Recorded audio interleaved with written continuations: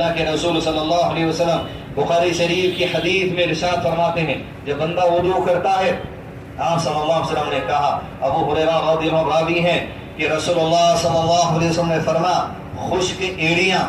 سوکھی ایڑیاں، یعنی بندہ جب وضو کرتا ہے معاملہ زندگی کا چھوٹا ہی نظر آتا ہوگا، لیکن حدیث دوستو خوف میں اور امید میں کس طرح چلنا، یہ حدیث اس بات کی دعوت مجھ کو آپ کو دیتی ہے کہ جس انسان کی خشک ایڑیاں ہیں، کہا خشک ایڑیوں کے لیے ہلاکت ہے جہنم سے، یعنی یہ عمل ایسا ہے سبحان اللہ العظیم و بحمدی، انسان کو جہنم کی عذاب دلانے والا یہ عمل ہے کہ انسان وضو کرے لیکن اس کی ایڑیاں برابر سے صاف نہ ہو، ایڑیوں کو برابر نہ دھویا جائے، اس لیے کہ وضو جب تکمیل نہیں ہوتا تو ظاہر بات ہے وضو قائم ہی نہیں ہوا، جب وضو قائم نہیں ہوا تو انسان کی نماز نہیں ہوتی، صرف خشک ایڑیوں کی وجہ سے یا خشک کونیوں کی وجہ سے انسان کو جہنم کا عذاب ہوگا۔ تو یہ عمل جو میں اور آپ کر رہے ہیں وضو کا کرنا خوف الہی سے ہونا چاہیے، رب کے عذاب کی پکڑ سے بچنے کی رغبت سے ہونا چاہیے کہ وضو کا معاملہ بھی اگر درست نہیں ہوا تو اللہ کے بعد عذاب ہے، ہلاکت ہے جہنم کی۔ تو جس عمل پہ وعید آ جاتی کسی چیز کی، عمل ہے وضو، عمل ہے ایڑیاں سوکھی رہ جانا، وعید کیا ہے؟ جہنم کی ہلاکت۔ اس لیے اس طریقے کے گناہ کو جہاں پر گناہ کے تذکرے کے بعد وعید اور وارننگ آ جاتی ہے، یہی گناہ کبیرہ گناہ کہے جاتے ہیں۔ ہم سمجھ رہے ہیں کبیرہ گناہ شرک ہے، وہ تو شرک سے تو انسان اسلام سے باہر ہو جاتا، لیکن اعمال میں، عبادات میں، عقائد میں کئی عمل ایسے ہیں جو کبیرہ کے درجے پر ہیں، اور جس عمل کے ساتھ وعید اور وارننگ آ گئی، جیسے خشک ایڑیوں میں وارننگ آ گئی، تو یہ علماء کرام نے کہا کبیرہ گناہوں کے درجے میں شمار ہوتا ہے۔ اور پھر انسان جب خوف سے، عذاب سے بچنے کے لیے اپنے وضو کو درست کرے گا، ظاہر بات ہے عمل درست ہوگا، ورنہ بے پرواہ ہو گئے، لاپرواہ ہو گئے، کبھی اصول علم نہیں کیا، نہ وضو کی درستگی کے سوچے، کر لیے بھاگ کے آگے، نہ بسم اللہ بولے، اس لیے کہ وضو سے پہلے بسم اللہ نہیں کہتے، وضو کی تکمیل نہیں ہوتی، اس میں بسم اللہ نہ کہا اس کا وضو نہیں ہوتا، اور پھر جس کا وضو نہیں ہوتا اس کی نماز نہیں ہوتی۔ تو پھر لاپرواہی اگر ہو گئی کہا یہ بھی نقصان ہے، خوف سے بے پرواہ ہو گئے یہ بھی نقصان ہے۔ کہا پھر انسان کو چاہیے رحمت کی امید کے ساتھ اللہ سے جو عمل کرے، ایک طرف تو وضو اس خوف کے ساتھ، دوسری طرف وضو اس رحمت کی امید کے ساتھ کہ مسلم شریف کی حدیث اللہ کے رسول صلی اللہ علیہ وسلم نے ارشاد فرمایا جب بندہ وضو کرتا ہے اور بڑے اچھے سے وضو کرتا ہے، یعنی بسم اللہ کہہ کر وضو کا، اچھے سے وضو سے مراد جسم کے سارے اعضاء جو برابر سے بھگونے ہیں وہ بھگونے کا معاملہ ہو جائے گا۔ اور عام طور پہ مسح کرنے میں غلطی ہمارے پاس یہ ہے، یوں چوم کے شروع ہوتا، یوں جاتا، یوں آ جاتا، گردن پہ ہاتھا پھرتے، کونیوں پہ ہاتھا پھرتے۔ مسح صرف اتنا ہے کہ ہاتھ بھگوئے سامنے سے لے کے پیچھے گدی تک، پھر گدی سے پھر سامنے سر کس کر لائے، اور پھر کانوں کی لو میں آگے پیچھے کر لیے، بس یہی سر کا مدہ ہے۔ اس کے بعد یوں کر لینا، کونیوں کو بھگا لینا، گردنوں کو صاف کر لینا، یا وضو کرنے کے بعد نہا لو، مگر وضو کے جو طریقے پہلے وضو کا طریقہ ہو جائے۔ کہا جب بندہ وضو کرتا ہے، اچھے سے وضو کرتا ہے، تو پھر جب وضو کرنے کے بعد دیکھیے عمل میں رحمت کی امید، ایک تو خوف پھر یہ اچھے سے وضو کرتا ہے، اور پھر یہ اللہ عز و جل سے اس بات کی شہادت دیتا ہے اشہد ان لا الہ الا اللہ واشہد ان محمدا عبدہ ورسولہ، پھر کہتا ہے اللہم اجعلنی من التوابین واجعلنی من المتطہرین۔ آپ صلی اللہ علیہ وسلم نے فرمایا جب بندہ اس عمل پر قائم رہتا ہے، اچھے سے وضو ہوتا ہے اور یہ شہادت دیتا ہے، توحید کی گواہی دیتا ہے، شرک کی نفی کرتا ہے، نبی کے عمل کو اقرار کرنے کا اقرار کرتا ہے، تو پھر اللہ عز و جل آخرت میں اس بندے کے عمل کی وجہ سے اسے کہیں گے، صرف اچھے وضو اور یہ شہادت کی وجہ سے، کہ جنت کے 8 دروازوں میں سے جس دروازے میں سے داخل ہونا چاہتا ہے داخل ہو جائے۔ انسانوں کو انتہائی صاف انداز میں تعارف دے دیا، لا الہ الا اللہ، وہی معبود برحق ہے جس نے تمہیں وجود دیا ہے، بس جس نے تمہیں وجود دیا ہے وہی عبادت کے لائق ہے، ہر قسم کی عبادت، سجود ہے، رکوع ہے، نماز ہے، قیام ہے، دعا ہے، التجا ہے، امید ہے، توکل ہے،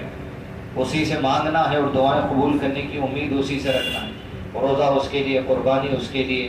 مالی عبادت زکوٰۃ اس کے لیے، صدقہ اس کی رضا کے لیے، لا الہ الا اللہ، یہ سارے اعمال کسی کی اور کے لیے ہو ہی نہیں سکتے۔ کل شیء، ہر چیز اللہ عز و جل کے قریب بس ایک شے ہے، حتیٰ کہ علماء کرام نے کہا قیامت جو اتنا بڑا حادثہ ہے اس کا وجود بھی اللہ کے قریب بس ایک شے ہے، اس کے حکم سے کن فیکون وجود میں آ جانے والی ساری چیزیں. کل شیء حالک الا وجہ، اور جس جس شے کو اللہ نے وجود دیا ہے ہر شے کو اللہ ختم کرنے والا ہے. الا وجہ، اور جس نے وجود دیا ہے وہی باقی رہنے والا ہے. انت الاول فلیس قبلک شیء وانت الاخر فلیس بعدک شیء، وہ ہمیشہ سے ہے اور ہمیشہ رہنے والا ہے. اس سے پہلے کوئی نہیں، اس کے بعد کوئی نہیں. الحی یعنی وہ ذات جو ہمیشہ سے زندہ ہے. القیوم یعنی وہ ذات جس سے ساری کائنات سنبھالنے کے لیے کسی شے کی ضرورت نہیں ہے. العالمین کا جو رب ہے الحی القیوم یعنی وہ جو الصمد ہے. الصمد یعنی وہ ہر شے کو جس ذات کی ضرورت ہے وہ الصمد ہے اللہ عز و جل.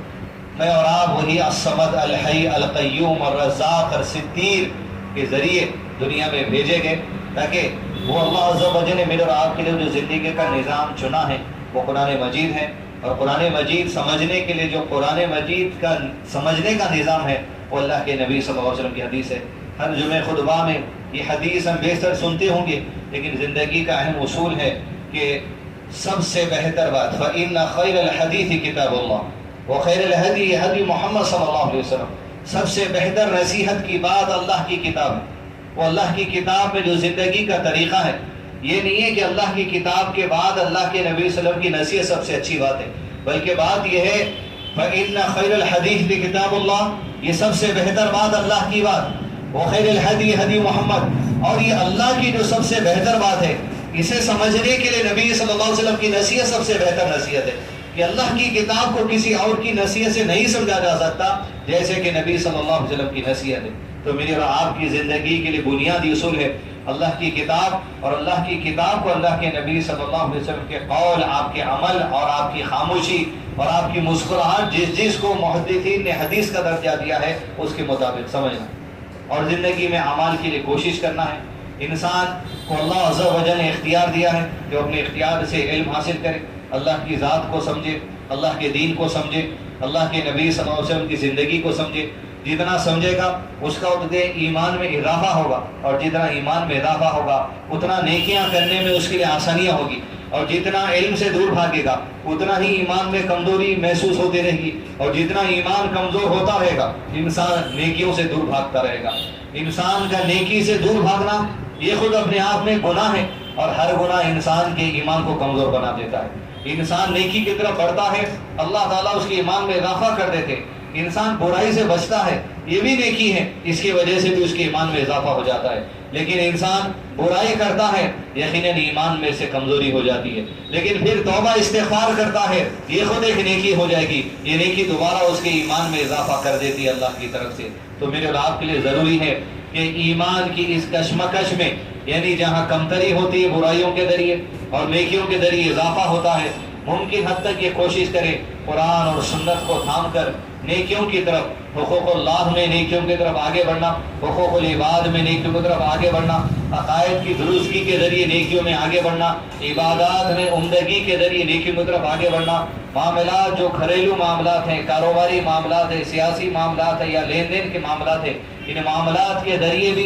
اللہ کے دین کو لے کے چلتے ہوئے اپنی نیکیوں میں اضافہ کرنا. یقیناً انسان کو جد و جہد کرنی ہے. ایک تو یہ اللہ کے نبی صلی اللہ علیہ وسلم صبح و شام جو اذکار پڑھتے تھے اس میں دعا کے ذریعے بتائی کہ دو چیزوں سے تو لڑنا ہی لڑنا ہے. اعوذ بک من شر نفسی ومن شر الشیطان وشرکی. کہا اللہ کے نبی صلی اللہ علیہ وسلم نے اے اللہ مجھے میری نفس کی شرارت سے بچا لے اور شیطان کے شر سے مجھے بچا لے. شیطان تو انسان کے ساتھ ہی پیدا ہوتا ہے، ہر انسان کے ساتھ ایک جن کی پیدائش ہوتی ہے جسے قرین کہا جاتا ہے. بس وہ انسانوں کو گمراہی وسوسے ڈالتے رہتا ہے، گمراہی کی جو بات دل میں آتی ہے یہ سب قرین کا کام ہے. اللہ کے نبی صلی اللہ علیہ وسلم کے صحابہ نے پوچھا کیا یہ آپ کے ساتھ بھی پیدا ہوا؟ آپ صلی اللہ علیہ وسلم نے فرمایا ہاں میرے ساتھ بھی یہ جن پیدا کیا گیا، یہ قرین میرے ساتھ بھی ہے، لیکن اللہ نے اس کے معاملے میں میری مدد فرمائی اور اس نے اسلام قبول کر لیا. وہ میرے دل میں اچھائی کے سوا کوئی دوسری بات نہیں ڈالتا. لیکن ہمارے ساتھ جو جنات ہوتے ہیں یہ یقیناً کفر پر ہیں، یہ انسانوں کو ستانے والے ہوتے ہیں. شیاطین کی جو جماعت ہے ان سے بھی لڑنا ہے جو گمراہی یہ کرتے ہیں. اس کے ساتھ ساتھ انسان کی نفس کی شرارت ہے. نفس کی شرارت کی وجہ سے میرے اور آپ کی زبان کا غلط استعمال، نفس کی شرارت کی وجہ سے میرے اور آپ کی نیتوں میں کھوٹ، نفس کی شرارت کی وجہ سے میرے اور آپ کے جو سو اعمال میں جو سو بربادی، نفس کی شرارت کی وجہ سے شوہر بیوی کا ادا نہیں کرنا، بیوی شوہر کا ادا نہیں کرنا، بھائی بھائی کا ادا نہیں کرنا، نفس کی شرارت کی وجہ سے بندہ اللہ کے حق کو ادا نہیں کرنا، نفس کی شرارت کی وجہ سے بندہ معاشرے کے حقوق کو ادا نہیں کرنا، امت کے حق کو ادا نہیں کرنا، دعوت دین کے کام کے حق کو ادا نہیں کرنا، نیکی کا حکم دینے کا ادا نہیں کرنا، برائی سے روکنے کا جو حق ہے اسے ادا نہیں کرنا، یہ سب کچھ انسان کی نفس کی شرارت ہے۔ تو عزیز دوستو، نفس کی شرارت ایک طرف ہے، شیطان کی چال ایک طرف ہے، ایمان کی کمزوری ہے، ایمان کے اضافہ ہے، ہر چیز کو مد نظر رکھتے ہوئے اللہ کی کتاب، اللہ کے نبی صلی اللہ علیہ وسلم کی سنت کے مطابق سمجھتے ہوئے نیکیوں کی طرف آگے بڑھتے رہنے کی مجھ کو آپ کو کوشش رہنی چاہیے۔ اسی لیے علماء کرام نے بنیادی اصول یہ بنا ہے، انسان جب عمل کرے، چاہے وہ عقیدے کی درستگی میں اصول علم یہ بھی عمل ہے، یا عبادت کرتا ہے، نماز ہے، روزہ ہے، صدقہ ہے، زکوٰۃ ہے، قربانی ہے، یہ بھی جب عمل کرتا ہے، یا حقوق کی ادائیگی کرتا ہے، بیوی بچوں کا حق ہے، ان کے لیے کھانا پینا ہے، کاروبار ہے، لین دین ہے، معاملات ہے، جو بھی کرتا ہے، یہ سب جو کچھ کام انسان دنیا میں کرتا ہے یقیناً شریعت کے مطابق تو کرنا ہے، لیکن دو نیتیں اس کی ساتھ ہونا ضروری ہے۔ اول یہ کہ وہ اللہ کے عذاب کے خوف کے ساتھ عمل کرتا رہے کہ میرے اعمال کی وبال کی وجہ سے کہیں اللہ کا عذاب مجھ پر نہ آ جائے، یہ نہ ہو کہ بیوی کا حق ادا نہ کرنے کی وجہ سے اللہ کا عذاب کہیں نہ آ جائے، اولاد کا حق ادا نہیں کرنے کی وجہ سے کہیں اللہ کا عذاب نہ آ جائے، اللہ کی پکڑ نہ آ جائے۔ اور جب اللہ کی پکڑ آتی ہے تو تین مقامات پہ پکڑ آ سکتی ہے، ایک تو دنیاوی زندگی میں اللہ کی پکڑ آ سکتی ہے انسان کے لیے، اس لیے کہ حدیث میں آیا ہے کچھ اعمال ایسے ہیں جس کا بدلہ اللہ دنیا ہی میں دے دیتا ہے، جس میں سے ایک یہ ہے والدین کے ساتھ کھلے انداز میں نافرمانی، کہ اولاد جب تک اس کا بدلہ نہیں پا لیتی تب تک اسے موت بھی نہیں آتی۔ وہ زانیہ کا قصہ، وہ آدمی کا قصہ جس کی ماں نے اسے بددعا دی تھی، اس وقت تک موت نہ آئے جب تک کہ کسی زانیہ کی چال میں تو نہ پھنس جائے، زنا کا ارتکاب تو نہیں کیا تھا لیکن اس کی چال میں جو سو پھنس گیا تھا، اس کی تہمت کے وبال میں جو سو آ گیا تھا، کہ بدلہ تو دنیا میں ہو کر رہے گا۔ انسان کے لیے دوسرا مرحلہ جہاں اللہ کی پکڑ کا ہے وہ برزخی زندگی ہے، جہاں قبر کا عذاب جسے کہتے، جہاں انسان کا جسم ہو، جہاں انسان کی روح ہو، اللہ اس بات پہ قادر ہے اسے جنت کی ہوائیں بھی عطا کر دے، اور اس بات پر بھی قادر ہے اسے عذاب کا جو سو مزہ بھی چکھا دے۔ پھر انسان کے لیے اخروی زندگی ہے، یہ اخروی زندگی کا عذاب، یہ جہنم کے عذاب سے پہلے بھی ایسے کئی مرحلے ہیں یعنی انسان جو سو ہل نہیں سکتا، اپنے قدم ہٹا نہیں سکتا، انسانیت نہیں ہلا سکتی۔ انڈیویجل انسان اپنے ذاتی طور پہ دے الگ الگ معاملات ہے، لیکن عمومی طور پہ ساری انسانیت کا حساب اس وقت تک شروع نہیں ہوگا جب تک کہ اللہ کے نبی صلی اللہ علیہ وسلم کو سجدے کی اجازت نہ دی گئی، اور وہ سجدہ کریں گے اور اللہ کے وہ نام جس کا علم آج تک دنیا میں کسی کو نہیں ہے، وہ علم اللہ تعالیٰ دے گا، اس علم کے اللہ کے ناموں کے وسیلے سے اللہ سے جب دعا مانگیں گے اور سر اٹھایا جائے گا، کہا جائے گا مانگیے کیا مانگنا ہے، عطا کریں گے، کہیں گے یا ربی بس انسانوں کا حساب شروع کر دے، اس کے بعد نام اعمال کا تولا جانا، میزان کا مرحلہ شروع ہوگا۔ انسان کے لیے بھی کشمکش کہ نام اعمال کی نیکیوں کا پلڑا بھاری ہوگا یا برائیوں کا پلڑا بھاری ہوگا، نام اعمال سیدھے ہاتھ میں ملے گا یا بائیں ہاتھ میں ملے گا، سیدھے ہاتھ میں مل بھی جائے تو جنت کے راستے کی طرف سے ہوتے ہوئے جو حوض کوثر سے گزرے گا، وہاں انسان کی کشمکش کہ اللہ کے نبی صلی اللہ علیہ وسلم کہ وہ حوض کا پانی ملے گا یا نہیں ملے گا، یہ کشمکش۔ پھر نام اعمال سیدھے ہاتھ میں لیے ہوئے بھی پل صراط سے گزرنا ہے، جس پل صراط کے نیچے جو ہے سو جہنم کی تعمیر کی گئی ہے، وہ پل صراط جو چکنا ہے، وہ پل صراط جو جس پہ اندھیرا ہے، وہ پل صراط جو انتہائی جو سو باریک ہے، جس پہ سے کچھ لوگ بجلی کی چمک کی طرح گزر جائیں گے، کچھ لوگ گرتے پڑتے پھسلتے جو سو نکل جائیں گے، اور کچھ لوگ پھسلیں گے تو سیدھے نیچے جہنم میں گریں گے، حتیٰ کہ جو پار کرنا تھا رحمت الہی سے پار کر لیں گے، یہاں تک کہ جنت کے دروازے کے پاس پہنچ جائیں گے، اس کے باوجود جنت کے دروازے میں داخلے کی اجازت نہیں ملے گی، اس لیے کہ انسان کی زندگی کے جو معاملات ہیں اللہ کی طرف سے طے شدہ ہے، اس کے نظام، اس کا حکم، اس کی رحمت جب تک نہیں ہوگا جنت میں داخلہ نہیں ہو سکتا۔ جن کو جنت کا ڈکلیریشن دے دیا گیا، نام اعمال سیدھے ہاتھ میں دے دیا گیا، حوض کوثر کا پانی پی لیے، پل صراط کا اندھیرا پار کر کے آ گئے، اس کے بعد جنت کے باہر رکایا جائے گا، اس وقت داخلہ نہیں ملے گا جب تک کہ دنیا کے اندر ایک مسلمان دوسرے مسلمان یا ایک رشتہ دار دوسرے رشتہ دار کے لیے اپنے دل میں جو کینہ، کپٹ، بغض، حسد، گندگی رکھتا تھا، جب تک کہ وہ صفائی نہیں کی جائے گی اس وقت تک جنت میں داخلہ نہیں ہے۔ اس لیے کہ دلوں کی گندگی لے کے دیکھیے مسجد میں تو آ سکتے، خطبے میں تو آ سکتے، شادیوں میں تو جا سکتے، لیکن یہ دلوں کی گندگی سے جنت میں داخلہ کسی کو نہیں مل سکتا۔ یہ اللہ کی رحمت ہوگی، یہ دلوں کی صفائی ہوگی اور جنتیوں کے جنت میں داخلے کی اجازت ملے گی۔ عزیز دوستو، یہ تمام مرحلے پار کرنے کے لیے انسان کو چاہیے ایمان میں مضبوطی۔ اصول علم سے ایمان مضبوط ہوتا ہے، اصول علم ہوگا ایمان کی مضبوطی ہوگی، ایمان کی مضبوطی ہوگی نیکیوں کی طرف آگے بڑھے گا، برائیوں کو چھوڑنے کی توفیق ہوگی، اور پھر یہ کہ انسان اللہ کی دی ہوئی جو نعمت ہے، جو عمل کی توفیق ہے، نماز کی توفیق ہے، سجود کی توفیق ہے، اذکار کی توفیق ہے، رشتہ داروں کے ساتھ حسن سلوک کرنے کی توفیق ہے، تو یہ اللہ کی نعمت ہے۔ الحمدللہ الذی بنعمتہ تتم الصالحات، یہ اس کی نعمت ہی ہے کہ جس کی وجہ سے نیک اعمال ہم بجا لاتے ہیں، اور اس کی شکر گزاری ہے اس دین پہ قائم رہنا، اس کی شکر گزاری ہے جو توفیق اللہ نے دی اس توفیق کو سنبھالے رکھنا اور اعمال کو مسلسل کرتے رہنا، بھلے زندگی میں تھوڑا ہو لیکن مسلسل اعمال پہ قائم رہنا، یہ اللہ کی شکر گزاری ہوگی کہ دین پہ قائم رہنا۔ یہ دین پہ قائم رہنے کے لیے بنیادی چیز ہے کہ اعمال کا ہونا ان دو نیتوں پر ہو، ایک اللہ کے عذاب کے خوف پر اور دوسرا اللہ کی رحمت کی امید پر۔ یہ دو باتیں امام ابن تیمیہ رحمہ اللہ کہتے ہیں، انسان جب اگر عمل کرے مطمئن جو ہو گیا کہ بس میرا حل عمل صحیح ہے، میری نماز صحیح ہے، میں اہل حدیث مسجد میں ہوں، بس پروانہ نکل گیا، کہا جو مطمئن ہو گیا اپنے عمل پر، کہا یہ منافقوں کے درجے پہ پہنچ گیا، کہا پھر وہ جو انتہائی بے پرواہ ہو گیا اپنے اعمال سے، نہ اصلاح کی جو کوشش کرتا ہے، نہ اپنے اعمال کی جائزہ لیتا ہے، نہ نفس کا تزکیہ کرتا ہے، جو بے پرواہ ہو گیا وہ بھی نقصان میں ہے، جو انتہائی مطمئن ہو گیا وہ بھی نقصان میں ہے۔ کہا تمہارے اعمال اللہ کے عذاب کی خوف کی فکر میں چلنا چاہیے اور اللہ کی رحمت کی امید میں جو سو چلنے چاہیے۔ اس کی ایک چھوٹی سی مثال یوں دی جا سکتی ہے کہ اللہ کے رسول صلی اللہ علیہ وسلم بخاری شریف کی حدیث میں ارشاد فرماتے ہیں، جب بندہ وضو کرتا ہے، آپ صلی اللہ علیہ وسلم نے کہا، ابو ہریرہ رضی اللہ عنہ راوی ہیں کہ رسول اللہ صلی اللہ علیہ وسلم نے فرمایا، خشک ایڑیاں، سوکھی ایڑیاں، یعنی بندہ جب وضو کرتا ہے، معاملہ زندگی کا چھوٹا ہی نظر آتا ہوگا لیکن عزیز دوستو خوف میں اور امید میں کس طرح چلنا، یہ حدیث اس بات کی دعوت مجھ کو آپ کو دیتی ہے کہ جس انسان کی خشک ایڑیاں ہیں، کہا خشک ایڑیوں کے لیے ہلاکت ہے جہنم سے، یعنی یہ عمل ایسا ہے سبحان اللہ العظیم و بحمدی، انسان کو جہنم کی عذاب دلانے والا یہ عمل ہے کہ انسان وضو کرے لیکن اس کی ایڑیاں برابر سے صاف نہ ہو، ایڑیوں کو برابر نہ دھویا جائے، اس لیے کہ وضو جب تکمیل نہیں ہوتا تو ظاہر بات ہے وضو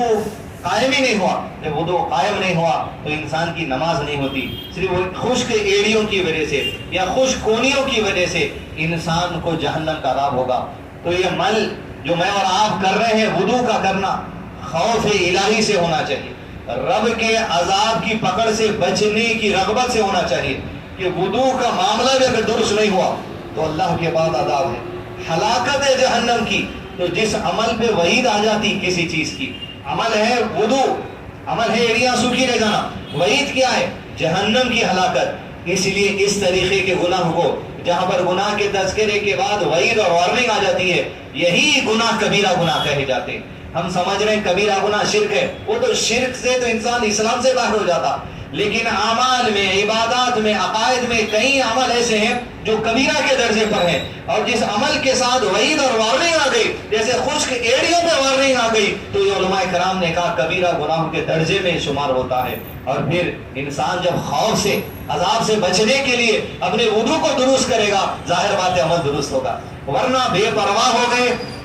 لاپرواہ ہو گئے، کبھی اصول علم نہیں کیا، نہ وضو کی درستگی کے سوچیں، کر لیے بھاگ کے آگے، نہ بسم اللہ بولے، اس لیے کہ وضو سے پہلے بسم اللہ نہیں کہتے، وضو کی تکبیر نہیں ہوتی، اس میں بسم اللہ نہ کہا، اس کا وضو نہیں ہوتا، اور پھر جس کا وضو نہیں ہوتا اس کی نماز نہیں ہوتی۔ تو پھر لاپرواہی اگر ہو گئی، کہا یہ بھی نقصان ہے، خوف سے بے پرواہ ہو گئے، یہ بھی نقصان ہے۔ کہا پھر انسان کو چاہیے رحمت کی امید کے ساتھ اللہ سے جو سا عمل کرے، ایک طرف تو وضو اس خوف کے ساتھ، دوسری طرف وضو اس رحمت کی امید کے ساتھ کہ مسلم شریف کی حدیث اللہ کے رسول صلی اللہ علیہ وسلم نے ارشاد فرما، جب بندہ وضو کرتا ہے اور بڑے اچھے سے وضو کرتا ہے، یعنی بسم اللہ کہہ کر وضو کا، اچھے سے وضو سے مراد جسم کے سارے اعضاء جو برابر سے بھگونے ہیں وہ بھگونے کا معاملہ ہو جائے گا۔ اور عام طور پہ مسح کرنے میں غلطی ہمارے پاس یہ ہے یوں جھوم کے شروع ہوتا، یوں جاتا یوں آ جاتا، گردن پہ ہاتھا پھرتے، کونیوں پہ ہاتھا پھرتے. مسا صرف اتنا ہے کہ ہاتھ بھگوئے سامنے سے لے کے پیچھے گدی تک، پھر گدی سے پھر سامنے سر کس کر لائے اور پھر کانوں کی لو میں آگے پیچھے کر لیے. بس یہی سر کا مدہ ہے. اس کے بعد یوں کر لینا، کونیوں کو بھگا لینا، گردنوں کو صاف کر لینا. یا وضو کرنے کے بعد نہا لو، مگر وضو کے جو طریقے پہلے وضو کا طریقہ ہو جائے. جب بندہ وضو کرتا ہے، اچھے سے وضو کرتا ہے، تو پھر جب وضو کرنے کے بعد دیکھیے عمل میں رحمت کی امید. ایک تو خوف، پھر یہ اچھے سے وضو کرتا ہے اور پھر یہ اللہ عز و جل سے اس بات کی شہادت دیتا ہے، اشہد ان لا الہ الا اللہ واشہد ان محمدا عبدہ ورسولہ. پھر کہتا ہے اللہم اجعلنی من التوابین واجعلنی من المتطہرین. آپ صلی اللہ علیہ وسلم فرما جب بندہ اس عمل پر قائم رہتا ہے، اچھے سے وضو ہوتا ہے اور یہ شہادت دیتا ہے، توحید کی گواہی دیتا ہے، شرک کی نفی کرتا ہے، نبی کے عمل کو اقرار کرنے کا اقرار کرتا ہے، تو پھر اللہ عز و جل آخرت میں اس بندے کے عمل کی وجہ سے اسے کہیں گے، صرف اچھے وضو اور یہ شہادت کی وجہ سے، کہ جنت کے 8 دروازوں میں سے جس دروازے میں سے داخل ہونا چاہتا ہے داخل ہو جائے. یہ ایسی عظیم نعمت ہے جسے ابو بکر صدیق کو جب اللہ کے رسول صلی اللہ علیہ وسلم جنت کے مختلف دروازوں کا تعارف دے رہے تھے، 8 دروازوں کا، کہ صلاح والے کے لیے دروازہ، روزے والے کے لیے دروازہ، ابو بکر صدیق نے کہا اللہ کے نبی صلی اللہ علیہ وسلم کیا ہوگا کوئی ایسا بھی کائنات میں جسے اللہ 8 دروازوں سے داخلے کا موقع دے گا؟ یعنی اعمال میں، ہر عمل میں اتنی پختگی ہوگی اس کے عقائد، اس کے ایمان، اس کے اعمال، اس کی عبادت، اس کے معاملات میں کہ وہ داخلے کی اجازت دے گا. آپ صلی اللہ علیہ وسلم فرما امید ہے ابو بکر تم وہ شخص ہوگے جسے اللہ جنت کے 8 دروازوں میں سے داخلے کی اجازت دے گا. یعنی اللہ کے نبی صلی اللہ علیہ وسلم نے بتا دیا ایسے شخص کو بھی ایسے اعمال جس کے ہوں گے 8 دروازوں سے اعلان کیا جائے گا آؤ جدھر سے چاہے تم داخلہ لے لو. آج تمہارے لیے جو اضافت ہے، یہ عظمت ہے، یہ نعمت ہے جو اللہ کی طرف سے فضیلت تمہیں عطا کی گئی. عزیز دوستو، خوف اور اللہ کی رحمت کی امید کے درمیان عمل ہونا چاہیے. خوف اس بات کا جو غلطی، جو کمی ہو رہی، اس پر عذاب آ گیا، تو رحمت اس بات کی کمیوں کو، لرزشوں کو، خطاؤں کو اللہ اپنی رحمت سے درگزر کرے گا. لیکن یہ نہیں کہ جہاں اصول بتایا گیا کہ انسان جب قرآن پڑھتا ہے اور اسے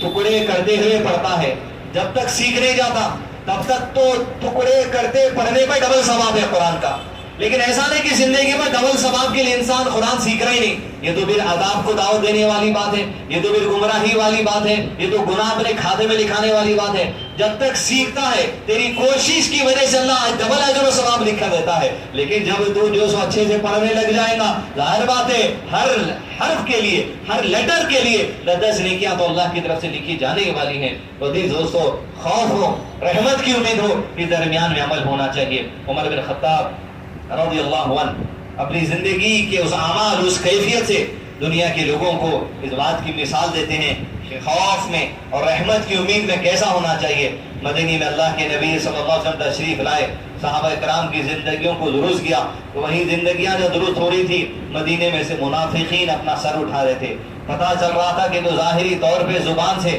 مسلمانوں سے فائدہ اٹھانے کے لیے، مال غنیمت کا فائدہ اٹھانے کے لیے اپنی زبان سے تو اسلام کہہ رہے ہیں، لیکن دل میں ان کی ایمان نہیں ہے. وہ دل کی کیفیت اللہ کے نبی صلی اللہ علیہ وسلم نہیں جانتے تھے، لیکن اللہ جانتا تھا. اور اللہ نے آپ صلی اللہ علیہ وسلم کو دل کی کیفیتیں بتائی، اور آپ صلی اللہ علیہ وسلم نے حذیفہ ابن یمان رضی اللہ عنہ کو چند ایسے لوگوں کے نام بتا دیے جس میں منافقین کے نام تھے. یہ حقیقی طور پہ اللہ کے قریب منافق ہے، اس کے دل میں ایمان نہیں ہے. عمر بن خطاب رضی اللہ عنہ کو پتا چلا، حذیفہ ابن یمان کو یہ بات آئی ہے کہ مدینے میں جتنے منافقین ہیں ان کے نام حذیفہ بن یمان کے پاس یاد ہے، انہیں لکھا دیے گئے ہیں. حذیفہ بن یمان سے کہتے ہیں میں تجھے اللہ کا واسطہ دے کر پوچھتا ہوں، وہ عمر بن خطاب رضی اللہ عنہ کہ جس گلی سے گزرتے جو شیطان اپنے راستے کو بدل دیتا، لیکن خوف ہے کہ میرے اعمال کی وجہ سے کس درجے پہ ہوں. یہاں ایمان میں شک کرنا مقصود نہیں ہے. ہمارے اسلام میں اگر شک ہے تو اسلام میں شک کرنے والا تو کافر ہو گیا. اس لیے کہ جیسے صالح فوزان رحمہ اللہ نے کہا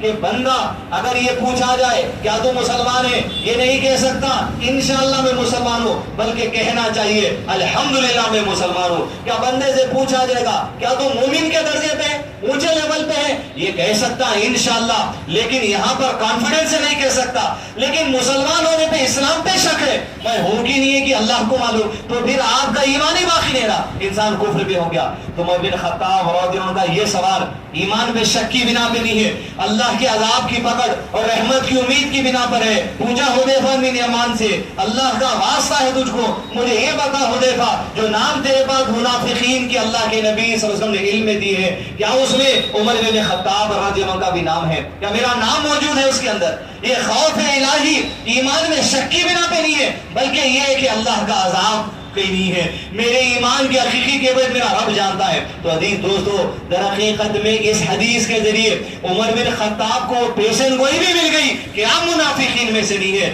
جو انہیں منافق سمجھے گا، جو عمر بن خطاب کے ایمان میں شک کرے گا، اس کے ایمان میں ہم شک کرنا جو سے شروع کر دیں گے، اس کو منافقین ہم سمجھنا شروع کر دیں گے۔ جو ابو بکر کو گالی دے، جو عمر کو گالی دے، عثمان کو گالی دے، جو حضرت ابو ہریرہ کو گالی دے، جو حضرت عائشہ کو گالی دے، ان کے ایمان پہ ہمیں شک ہے، چاہے وہ جس مسلک و مذہب کے ماننے والے۔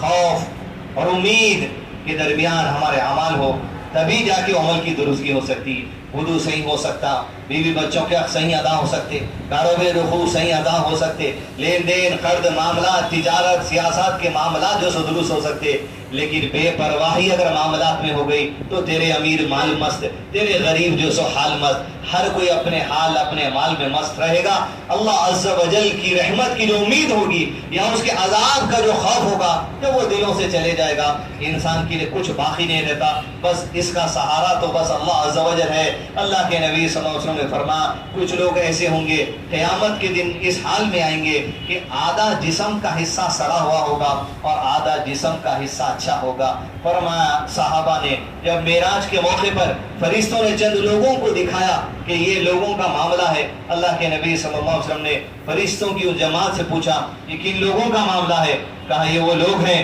جو دنیا میں نیک اعمال بھی کر لیے، دنیا میں برے اعمال بھی کر لیے، ان کا معاملہ اللہ کے حوالے ہے، چاہے تو انہیں بخش دے چاہے تو انہیں عذاب دے۔ پھر گناہوں کے اس میں یا عقیدہ درست نہیں ہونے میں، اصول علم نہیں ہونے میں اتنے بھی مایوس ہو جانا نہیں ہے کہ جو سو ہم اللہ کی رحمت ملے گی نہیں ملے گی۔ اس لیے کہا گیا جہاں پر بھی شک ہو رہا، یہ شیطان وسوسے ڈالتا، اللہ کی رحمت کی امید جاگ جانا، لا تقنطوا من رحمت اللہ جہاں کہا گیا، صرف اس بات پہ نہیں ہے کہ پیسے نہیں آ رہے تو نہیں، ایمان اخروی معاملات برزخی معاملات دنیا کے معاملات میں لا تقنطوا من رحمت اللہ، حتیٰ کہ قیامت میں جب لوگوں کو توحید والے ہوں گے لیکن گناہوں کی وجہ سے جہنم میں ڈالا جائے گا، جہنم میں جلا کر انہیں نکال کر جنت کا پانی ڈال کر پھر جنت میں ڈالا جائے گا، ان میں کچھ لوگ ایسے ہوں گے جنہیں شفاعت ملے گی، فرشتوں کی شفاعت ملے گی، انبیاء کی شفاعت ملے گی، روزہ شفاعت کرے گا، قرآن شفاعت کرے گا، سورہ بقرہ شفاعت کرے گا، فرشتے شفاعت کریں گے، اور جب سب کی شفاعت ہو جائے گی